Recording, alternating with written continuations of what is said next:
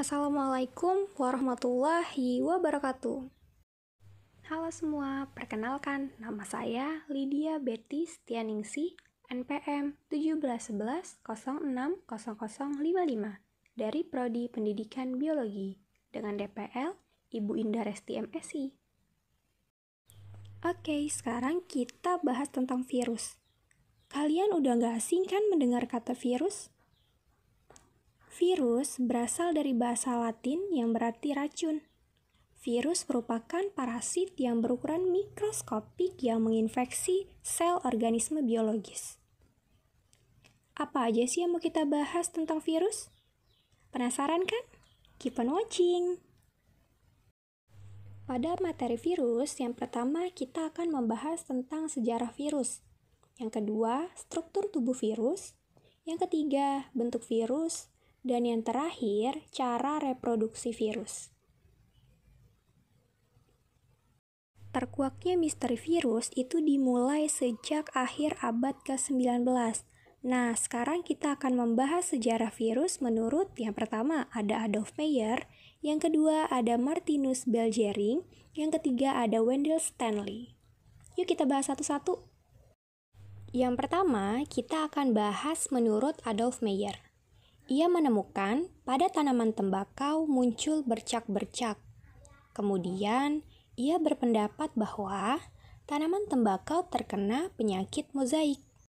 Yang kedua, menurut Martinus Beijerinck, ia mengekstraksi patogen yang ada di tanaman tembakau, kemudian disemprotkan pada tanaman tembakau yang sehat, dan ternyata daya serangnya tidak berkurang. Kemudian ia berpendapat bahwa patogen yang menyerang tanaman tembakau dapat bereproduksi. Dan yang terakhir menurut Wendell Stanley, patogen yang ada pada tanaman tembakau dapat dikristalkan. Dan menurutnya, patogen tersebut bukan bakteri, melainkan virus.